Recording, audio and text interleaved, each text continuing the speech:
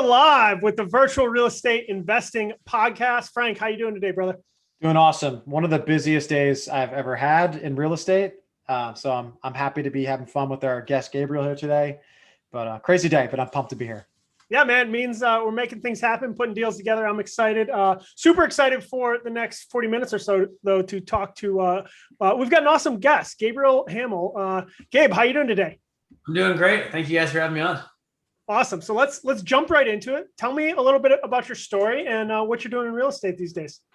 Yeah, I mean, I got started, really after reading the book Rich Dad Poor Dad. Like I think a lot of people, high school for me was definitely, I stayed in school for the social aspect, and I was a high school wrestler. That's really what kept me there. But there really wasn't, much in the classroom that got me excited. And so I'd actually joined the Army National Guard my senior year of high school.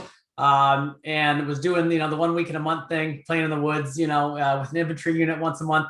And a couple years after high school, read Rich Dad Poor Dad, and I said, "This is what I'm doing. I'm gonna start building wealth through real estate." Went and told everyone, and then I got deployed about a year later. And so, off and on that deployment, I was telling my buddies like, "Hey, I'm gonna come back and I'm gonna build this real estate empire." And a lot of them were like, "Man, you're an idiot. Like, how are you gonna do that?" And I was living in my buddy's attic for $100 a month prior to the deployment. So, they really thought like, well, how are you going to do this? And I didn't know how, actually. I just knew that I wanted to. And I said, I don't know how, but I'm going to find a way.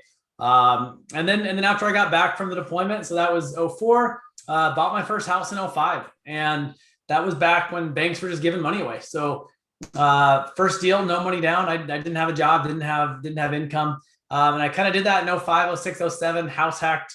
The first house before the term house hacking was around. It just made good financial sense. And by 2008, banks weren't giving money away anymore. So I had 3 single family homes. They cash flowed a little bit.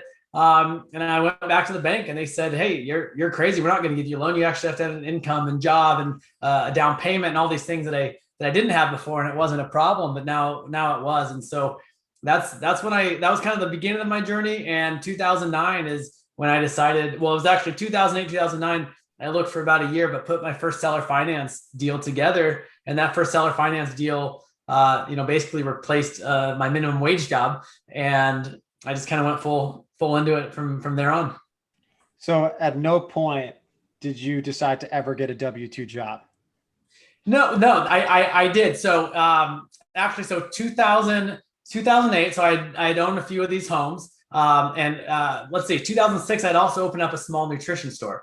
And so 2006, 2008, I'm doing the store. And by 2008, my first son's born. And that's when I went and my store stopped I wasn't really making any money. It was low overhead, but sometimes only a few $100s a month. And that just wasn't going to cut it. So that was like a pretty big, oh shit moment as far as, hey, I have a kid on the way. My store's not making money.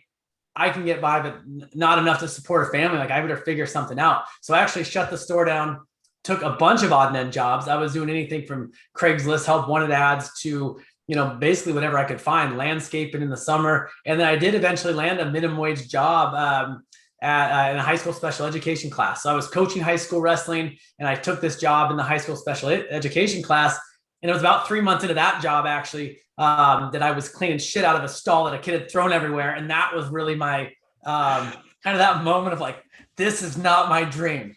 Like, this is not like, yes, I had a few houses. That's cool, whatever. But my dream is to really actually be able to live off the cash flow. I can get serious. And my heart goes out to those kids. That's just not what I wanted to do, even one more year, let alone my whole life. And so that's when I said, hey, I got to replace this income. Felt very obtainable because it was such a low paying job that I said, hey, if I could replace this income, I could be financially free. Not wealthy yet at the time, but I could be financially free and put more deals together. So I did replace that with a seller finance deal, and pretty much everything from 2009 to 13, I bought with no money down seller financing.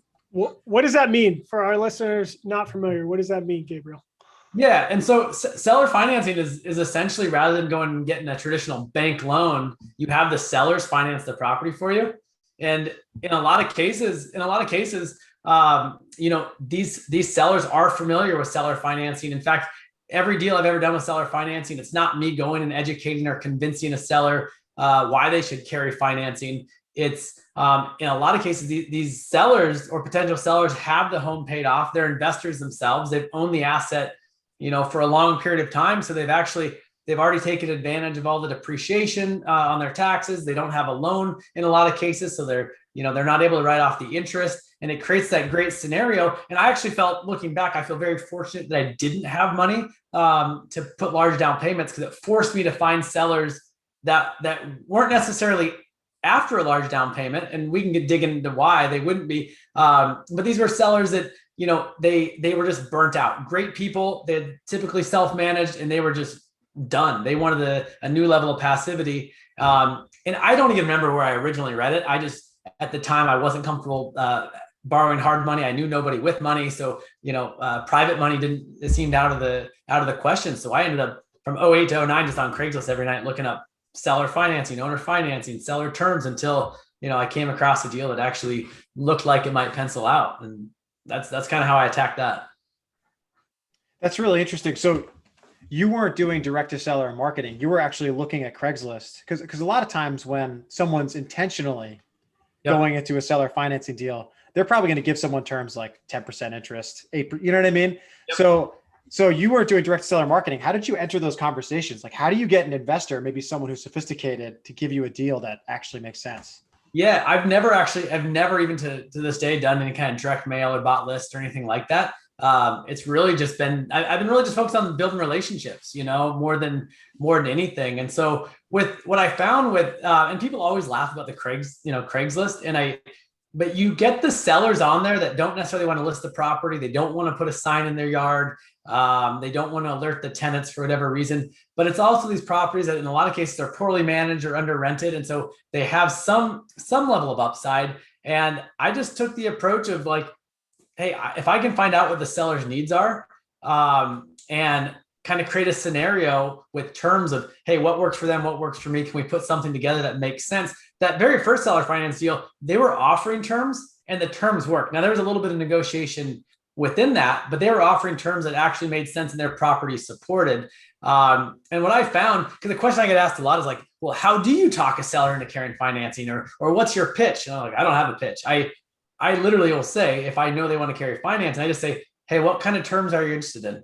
And then I just shut up and I listen, because it's usually the price or the down payment or the interest rate or the term length. It's usually one of those things that a seller's potentially stuck on, but it's not usually all three. And so, if I can hear by just asking that basic question of, hey, what kind of terms are you interested in? Most sellers will tell you kind of what their needs are. And then I go, hey, can I take what I'm hearing them say and what I need the property to do for me, and kind of marry that into that perfect win-win scenario of giving them part of what they want and still making the deal. If they're stuck on interest rate, fine. Maybe I can give them the interest rate they want, but we can negotiate on the down payment and the price. If it's the price they're stuck on, sure, maybe we can mess with the amortization schedule. We can go interest only payments, or there's just, you can be as creative and flexible as you and the seller can get, where unlike a bank kind of tells you, hey, these are the terms. They either work or they don't. And a lot of properties don't pencil out with what the bank's offering. So, or at least they don't pencil out to where it'd be super attractive. Interesting. I'm going to go in the rabbit hole one more level. We can dig into it as far as you want. I'm curious. So you're going on Craigslist, you're looking for seller finance opportunities at that time. Were you targeting one location? Because I would imagine like one small city, you only have so many seller finance offers out there on Craigslist. Like, were you kind of all over the place geographically? How'd you hone that in? Yeah, so after the first seller finance deal, it was a specific neighborhood, and it was two duplexes side by side. And so I did really focus on that neighborhood for the first several years, kind of the submarket within a market. So that particular area, it was near downtown. It was when I was a kid, it was, hey, you don't go down there. And it's still kind of in transition, but it started to become a more desirable area for people to live. And so, I like all my conversations, and I really focused a lot of my time and energy in that neighborhood. Hey, I'm buying small multifamily in the Whitaker. So that whether that became acquaintances or agents and brokers or the stuff I was looking at on market, off market, on Craigslist, all of it, the neighborhood that's kind of driving through, it was that neighborhood. And I was specifically looking for small multifamily in that neighborhood. And I think that helps. I do tell people, like, if you can narrow down to the types of properties in the neighborhood, it's, it kind of just not only narrows your focus, it kind of narrows the conversation you're having with people. So when they see a property in an area, they at least think of you and you're on top of mind if they see something that might be attractive to you. Excellent. So sounds like you crushed it in this neighborhood from roughly 2009 to 2013. Then you've got your portfolio, and then where did you go in your experience? Yeah. So 2014, I refinanced a lot of those properties, and it was kind of neat to see that the way it all kind of unwrapped, because it's, when I went into these with no money down, obviously the risk is like, hey, what if I'm wrong? Like, I was new to this, in the beginning. But by 2014, I'd gotten rents up to, market to where they needed to be. Interest rates had hit, 4% for the first time. The market was on my side. So I was actually able to refinance out of all those original seller finance deals into long-term debt. And they all appraised out 70% loan to value or better. So I didn't have to bring any money to the table.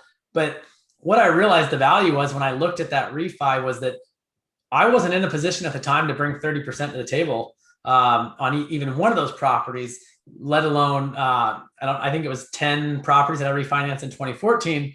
And it just really showed that, hey, it worked. Instead of bringing 30% down, which I didn't have, I was able to kind of create that essentially out of thin air and get the same type of loan I would have had I gone to the bank with 30% down. And so it made me just believe even more in leverage and being able to leverage the dollar, or in these cases, leveraging no dollars into a deal and creating cash flow and then creating long-term wealth. So at that point in time, you bought at a discount and you bought on terms, which to me is probably the best way to invest in real estate possible. So that's awesome. So yes. Here's a true or false question. And this is more applicable to 2021, I think. Yep. Can you, true or false, you can pay at retail or above retail on terms and it's a good deal? I think true and false. I think if the terms are good, I'll take terms over price any day. I'm about to close on a mobile home park that I'm getting a good price and I'm getting good terms. So I still think in 2021, even in an inflated market, I'm buying this for $1 million under list price, and I'm buying on terms with less than 10% down. So I think those deals are out there, but I think you have to look at enough deals and go through the process enough times and build enough relationships and talk to enough people to find that. But I've paid definitely closer to market price for a property with great terms, and I'd rather do that than get a discount on a property with really shitty terms. Yeah, I like that answer. I think what Frank is getting after is there's a certain aspect in today's guru culture that is like, hey, you can pay anything if it's on terms. Sure. And they don't say if it's on good terms. They just say if it's on terms, right? Like if you can buy something without a bank involved, you can pay whatever you want, and it's a good deal. And I think part of Frank and I's motivation is to say, hey, like exactly what you're saying, Gabriel, like price is still important, right? Good terms can make an average price a whole lot better, but you got to be able to look at the whole deal, right? Yeah, and I think too, like it's also, what aspect of the terms. I mean, if you paid market, or say you pay above market, but you amortize it out over 40 years instead of 30, or you do an interest only payment to get the payment down, or like the extreme example, you'll hear people say like, I'll pay double for that, just amortize it out over 150 years, or something. So it really depends on how creative you're really willing to get. And I think also what's your goal with the property. I never banked on the equity. I never banked on, kind of that the appreciation play. I knew if I held it long enough, that could be there, but I always made sure, and I still make sure today, when I close on a deal with seller financing, or even if I use hard money or whatever it might be, I want that property to cash flow, because the cash flow is what's keeping that property, alive. The appreciation is, I look at that as a bonus. And, I don't sell very often. I sold a couple single family homes in 2020. And it's a great example of, those were some of my original purchases. And even though there were strong equity positions by 2020, I never banked or relied on that. It was the cash flow that allowed me to hold those properties for that long, that then in 2020, I could look and say, okay, what's my return on equity? Like, what, I have this strong equity position. What makes more sense? Keep the cash flow or turn that equity into, sell the property and exchange that into something better that cash flows even more. And so that's where I saw a lot of people get crushed in, say, 2008, was they were only banking on appreciation. They were only banking on the upside. They were only banking on, rents had to go up for the property to work. The property values had to go up for the property to work. And I was really just focusing on, and still to this day, cash flow first. Love it. Love that. So you mentioned you had just sold some single families. You cut your teeth in single family, but I'm starting to feel the trend that other asset classes are now occupying more of your time. What is that transition looking like for you right now? Yeah, my last 4, I'm about to close on my 5th mobile home park. And that's really been my focus. So, I really was getting into kind of that. So I was in that small multifamily space and wanted to scale more into apartments and into the multifamily space and bigger units. And I just saw the returns being condensed to almost nothing. And so I was looking for, hey, what asset class operates like multifamily? The mobile home park space was intriguing. I didn't want to syndicate deals. I didn't want to do that. So how do I scale in a way that, aligns with my lifestyle, that can kick off cash flow, that has more upside? Because I was getting a lot of stuff. I was looking at multifamily stuff and people were just willing to pay a lot for almost no returns. And then another thing with the mobile home park space, a lot of those sellers are very comfortable and familiar with seller financing. And so that also, fit into how I'd been buying previously. And so that's just really been my focus, is just that space. So can you educate us a little bit more about that space? Because Frank and I have been, for the last 12 months, really for the last 5 years, we've been in single family, but for the last 1 year, we've done almost 100 deals now, rocking and rolling. We're getting to that point where we're starting to flirt with some other asset classes. And we've talked about mobile home parks or self-storage. So what was it specifically about mobile home parks, and how would you compare that to single family home investing? Yeah, I think for me, I just saw the value was there's a lot of mom and pop owners of these mobile home parks. And so they kind of fit that kind of that similar criteria of when I was originally buying those small multifamily, is poorly managed, under rented, some deferred maintenance. And there were some opportunities for seller financing. 2 of the 4 parks I own now, or 5, the one I'm closing on is a seller finance deal, and one of my other parks was a seller finance deal. And a lot of that was because the sellers wanted to carry financing. But where the value is, I can give a couple really easy examples. So my first park the first park I ever bought, rents had not been increased in 4.5 years. It was a 43 unit mobile home park. Rents hadn't been increased in a long time, and utilities weren't being billed back. And by billing back utilities and doing a small rent increase, which still kept them significantly below market rent, that was a $30,000 net swing in my favor, without it being a huge impact to the tenants. That's really hard to do in, single family or even small multifamily. If I have a tenant now, right now rents just keep going up where we're in Oregon. But when a tenant moves out, you're kind of subject to the market. What are people willing to pay on a 1 unit, a 2 unit type property? But when you start talking, 40 units, 50 units, 100 units, billing back utilities or a small rent increase can be pretty significant to your NOI. And so, that first property, it cost me no money to have my property manager send out a notice saying, hey, we're going to do this small rent increase. And then 6 months later, another notice saying, hey, we're going to start billing back utilities.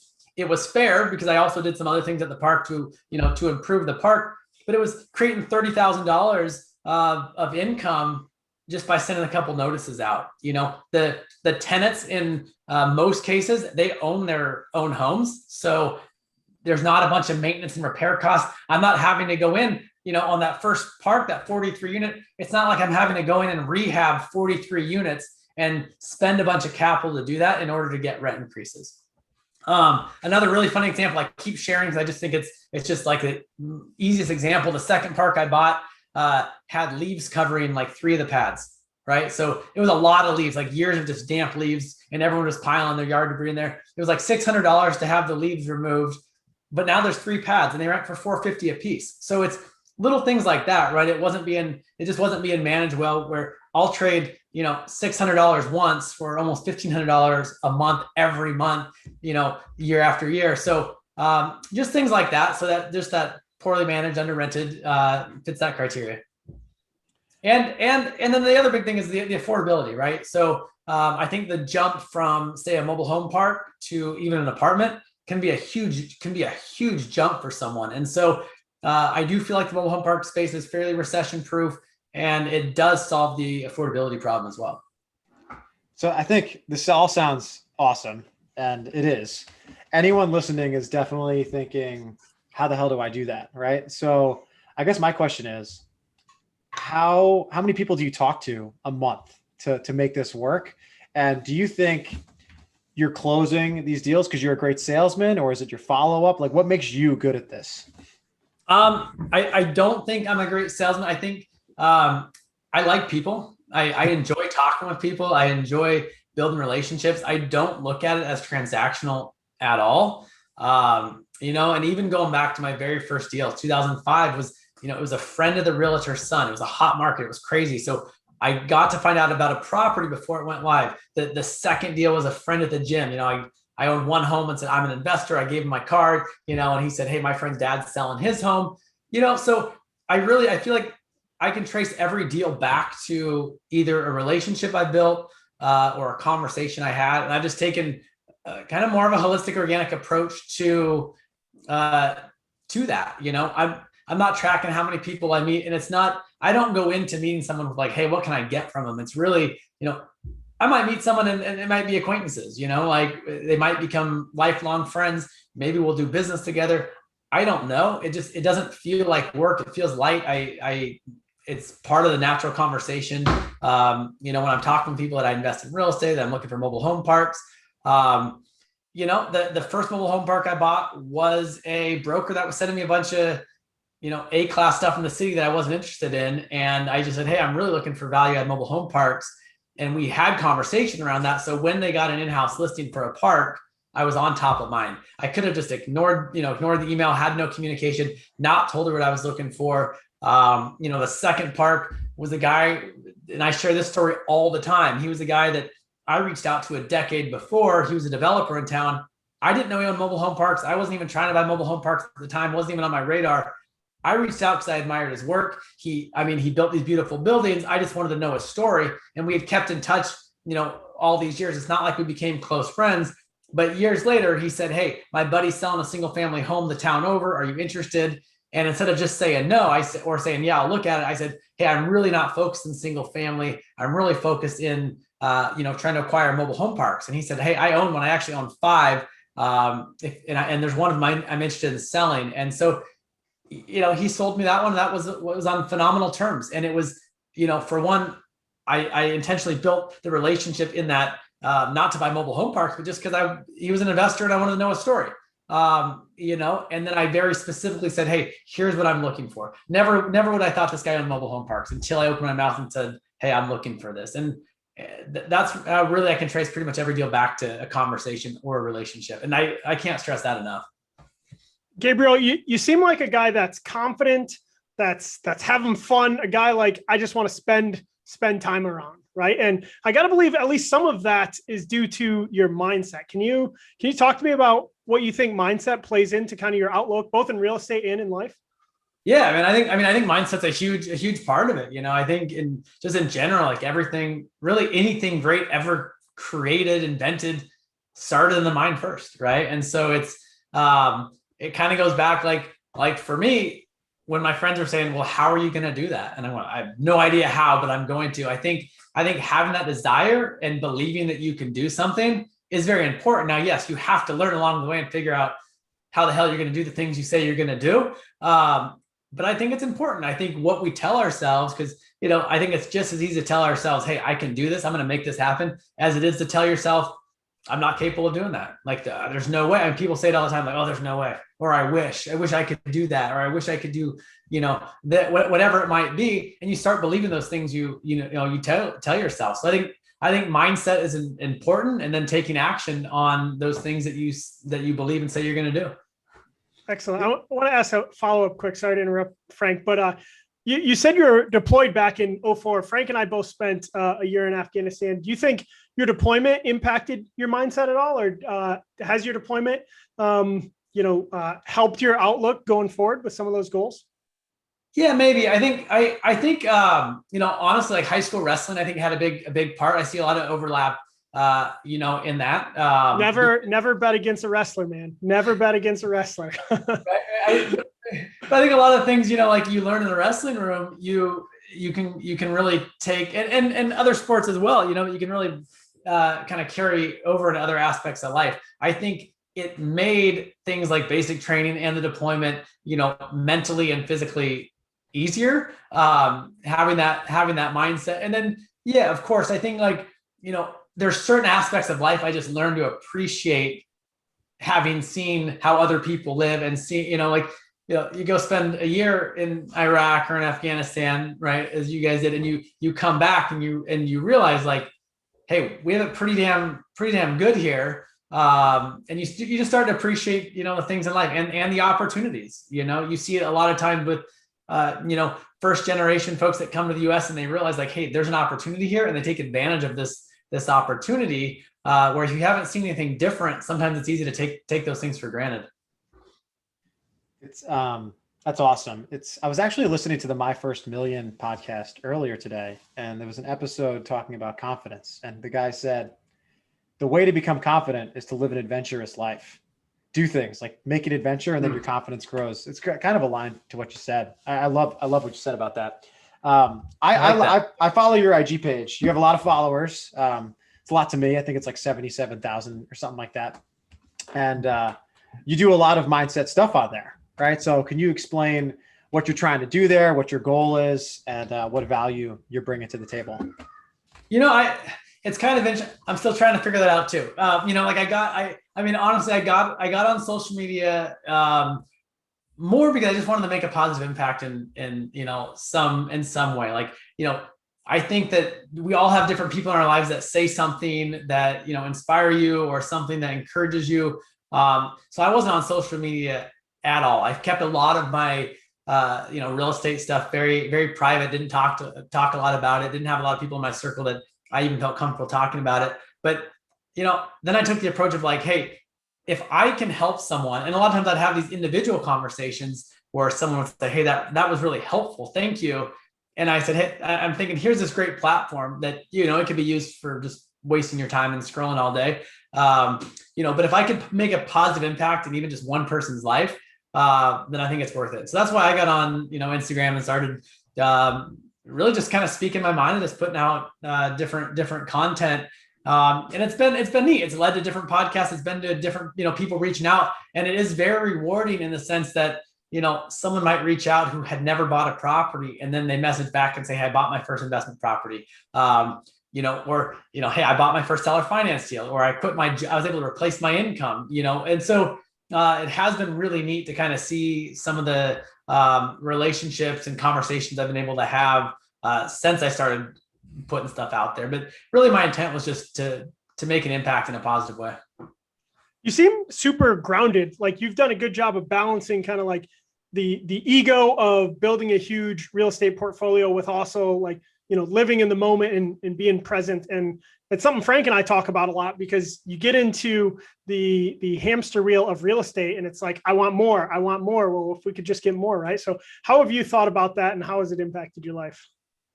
Yeah, I think like early on, it was definitely an obsession. It consumed me.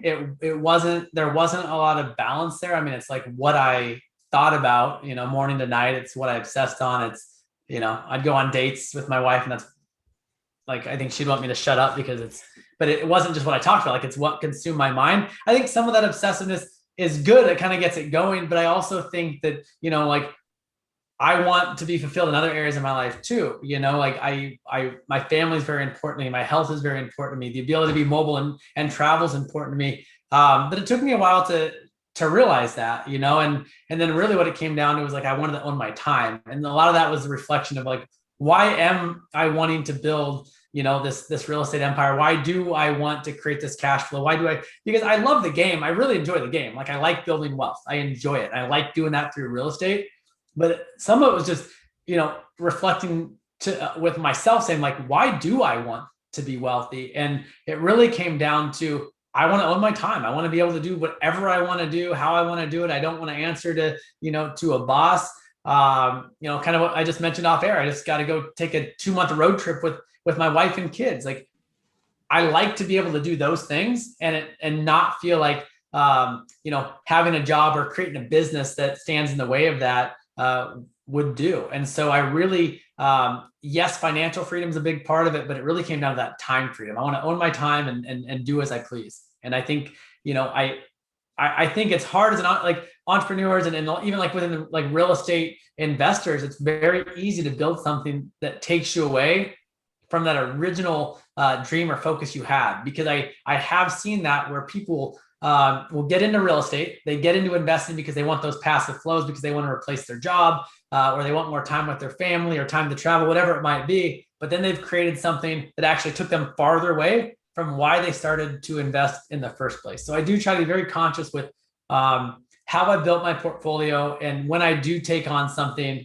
how does it affect these other areas? Will this take me away from my family? Will this take me away from the ability to move around this world as I please? And so I do, I say no to things that take me farther away.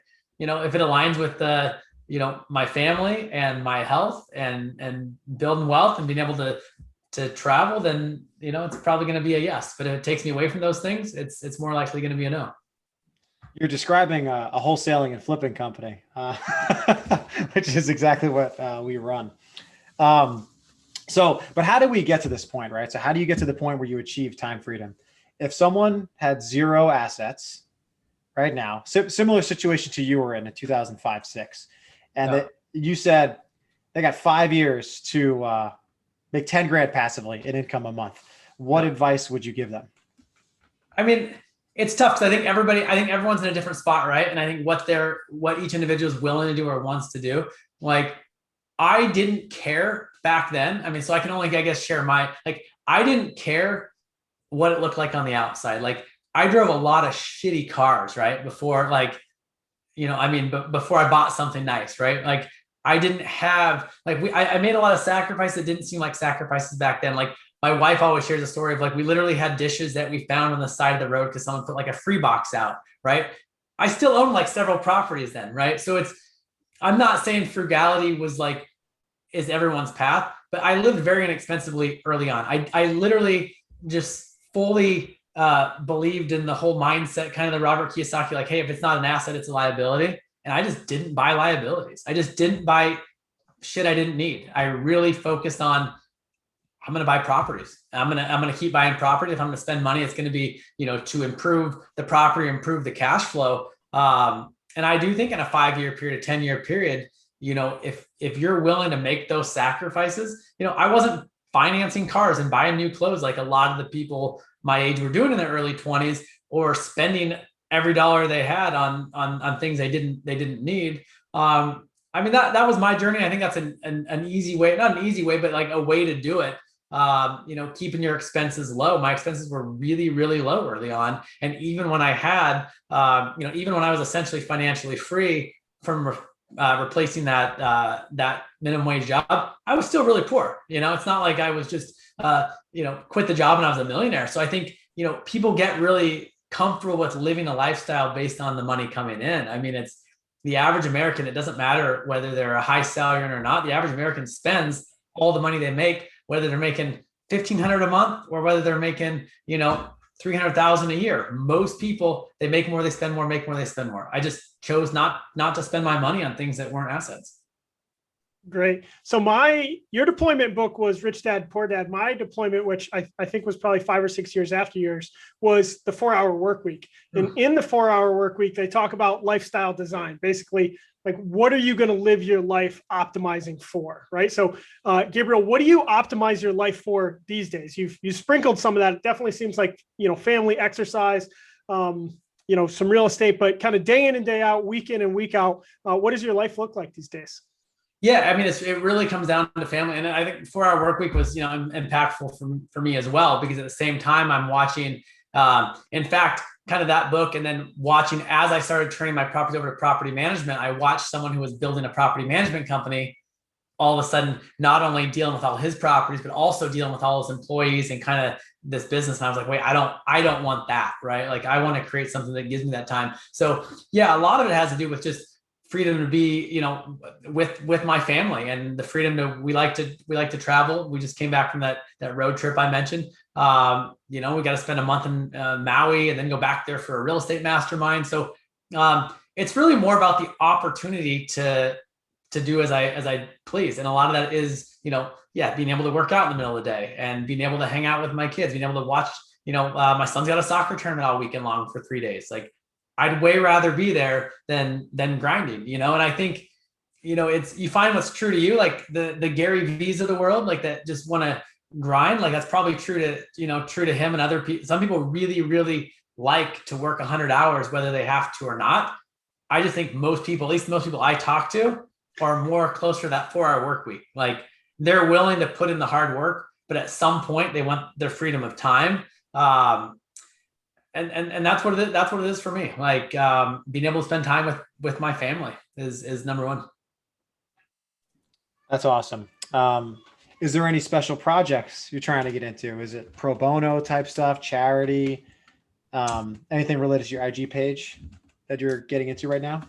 Like, specifically, is there? Yeah, just, do you have any passions that you're going to pursue with some of that time? I wouldn't say there's anything like one specific, like one organization or something that I'm super passionate about. No, I mean, more than anything, just trying to encourage others that are excited to go for it. I've had a lot of people, like, in these last couple of years, who are just getting started in real estate, as I mentioned before, and like, they're doing it. I had a buddy reach out years later who is just now getting into real estate. It's like his third deal, and like, that's exciting for me. Like, I think I'm passionate about seeing other people that want to go for it actually do it and go for it. So that's very rewarding. Excellent.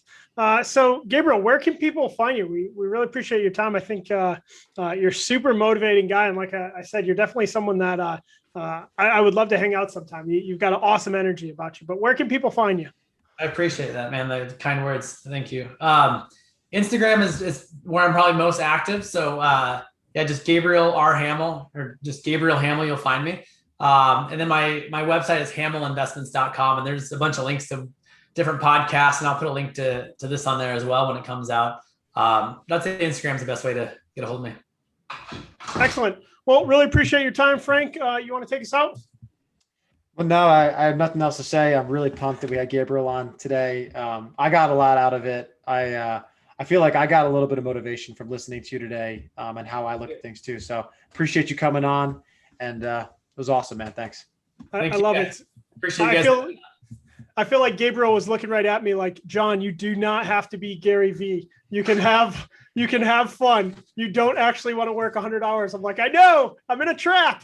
Well, and that's the thing, right? Like, like, I think Gary V probably is true to himself. Like, that's him, but I think the majority of the people, they want their time, so you gotta do what's right for you.